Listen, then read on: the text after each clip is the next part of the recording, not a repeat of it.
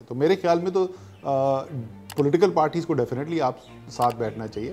Establishment ایک real power ہے پاکستان میں, تو ان کے ساتھ بھی بات چیت ہو تو اس کے اندر بھی کوئی حرج نہیں. جو سزا میرے لیے ہے وہ سزا دوسرے کے لیے ہو. مجھے ایسا نہ لگے کہ مجھے ساری سزا مل رہی ہے اور دوسرا جو ہے انہی الزامات میں بری ہو رہا ہے, وہ جو ہے اس کو گڈ ٹو سی یو کہا جا رہا ہے. اگر کوئی ایک پلیئر یہ سمجھے کہ اس نے اس نظام میں صرف کانفلکٹ اور کمپیٹ کرنے کی پالیٹکس پہ چلنا ہے اور وہ کولیبریٹ کرنے کی صلاحیت نہ رکھے تو وہ ڈسرپٹر ہو جاتا ہے, وہ انارکی کر دیتا ہے.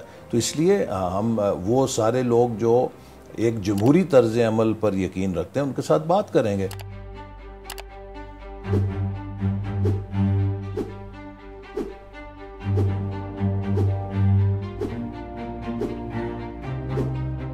پاکستانی پارلیمنٹ جہاں الیکٹڈ ریپرزینٹیٹیوز عوام کے مسائل کا حل تلاش کرنے کی کوشش کرتے ہیں, اور ایسا کرنے کے لیے مختلف پولیٹیکل پارٹیز کا آپس میں بات کرنا شاید سب سے اہم ہے. لیکن گزشتہ چند برس میں پارٹیز کے درمیان ایک کلیئر ڈیوائیڈ دکھائی دیتا ہے جس میں ایسا نظر آتا ہے جیسے وہ آپس میں بات کرنے کو بھی تیار نہیں.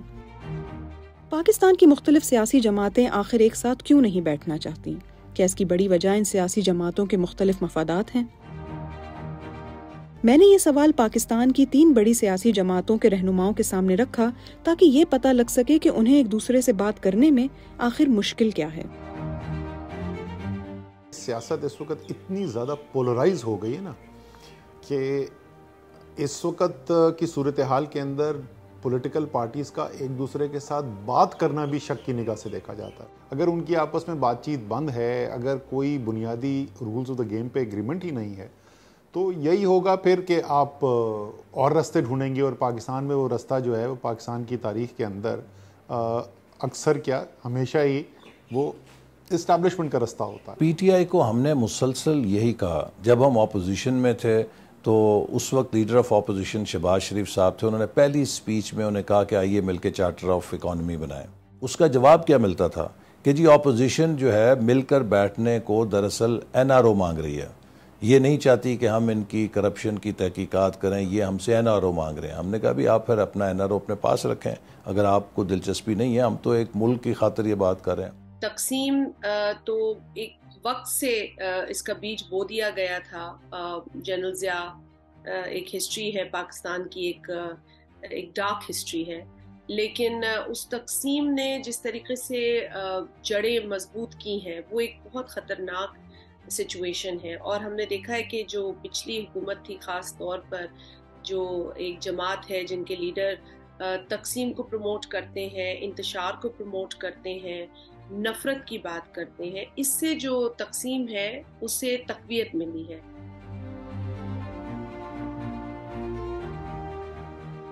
اس وقت تو جو صورتحال ہے, میں سمجھتا ہوں کہ اسٹیبلشمنٹ نے بھی جو حال ہی میں تازہ ہائیبرڈ نظام چلا, جس میں انہوں نے بہت فرنٹ فٹ کے اوپر آ کے کوشش کی کہ وہ عمران خان صاحب کے ساتھ مل کر ملک کو ایک خاص ڈگر پہ چلائیں, اور عمران خان صاحب نے ان کی گود میں بیٹھ کے کوشش کی کہ وہ تمام مخالفین کو جیلوں میں ڈال دیں. وہ ایک مخصوص جو تجربہ تھا بری طرح ناکام ہوا ہے. تو جیسے سیاستدان اپنے تجربے سے سیکھتے ہیں, میرا خیال ہے اسٹیبلشمنٹ بھی اپنے تجربے سے سیکھتی ہے, اور اسی لیے انہوں نے پھر عمران خان صاحب پر سے اپنا دست شفقت ہٹانے کا فیصلہ کیا. تو کیا وہ دست شفقت پھر پی ڈی ایم کے سر پر رکھا گیا؟ نہیں, بالکل نہیں. پی ڈی ایم تو دیکھیے, پی ڈی ایم تو اپنے اون رائٹ کے اوپر ایک سیاسی حقیقت ہے. پی ڈی ایم کی ہر جماعت اس کی 40 سال 50 سال 70 سال کی تاریخ ہے, اور یہ جماعتیں پاکستان کے عوام میں جڑیں رکھتی ہیں.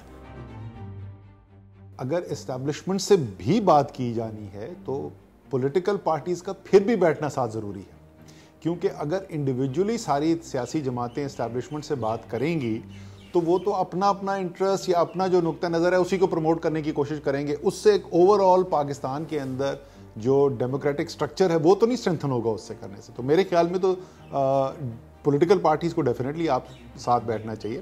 اسٹیبلشمنٹ ایک ریئل پاور ہے پاکستان میں, تو ان کے ساتھ بھی بات چیت ہو تو اس کے اندر بھی کوئی حرج نہیں.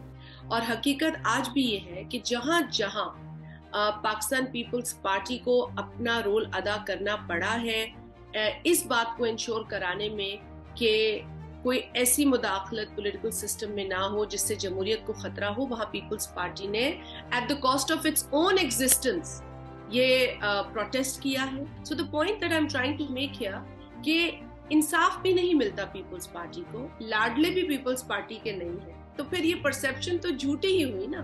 ہمیں کیا گین ہوا اس سے؟ ہمیں تو کچھ گین نہیں ہوا.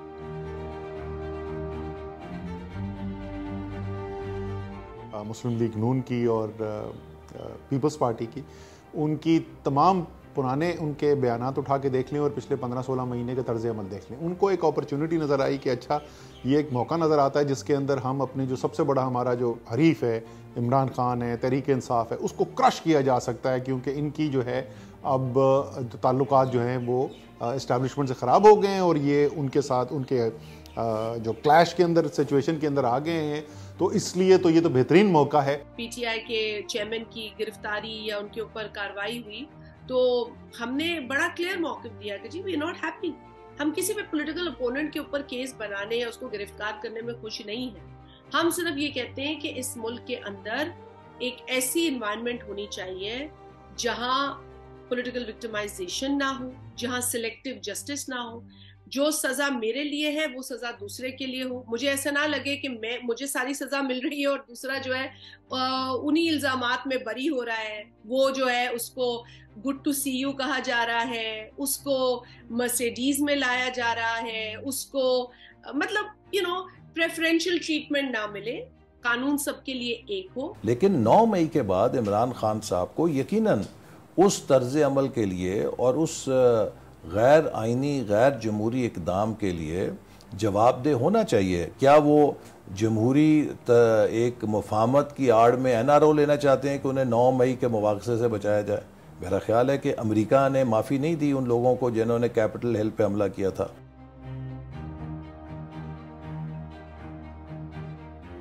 اس بات کو بھی ہم نے فیکٹر ان کیا ہے کہ اگر آئیڈیولوجیکلی کوئی اور جماعت ہم سے الگ ہے یا ماضی میں اس کی ہمارے ساتھ آئیڈیولوجیکل ڈفرینسز کی وجہ سے کمپلیکیشنز رہی ہیں، تو بھی in the interest of Pakistan, in the interest of stability in Pakistan, political stability, economic stability, ہم ان جماعتوں کے ساتھ بیٹھ کر آگے کا لائے عمل بنا سکتے ہیں. اگر کوئی ایک پلیئر یہ سمجھے کہ اس نے اس نظام میں صرف کانفلکٹ اور کمپیٹ کرنے کی پالیٹکس پہ چلنا ہے اور وہ کولیبریٹ کرنے کی صلاحیت نہ رکھے تو وہ ڈسرپٹر ہو جاتا ہے، وہ انارکی کر دیتا ہے. تو اس لیے ہم وہ سارے لوگ جو ایک جمہوری طرز عمل پر یقین رکھتے ہیں ان کے ساتھ بات کریں گے.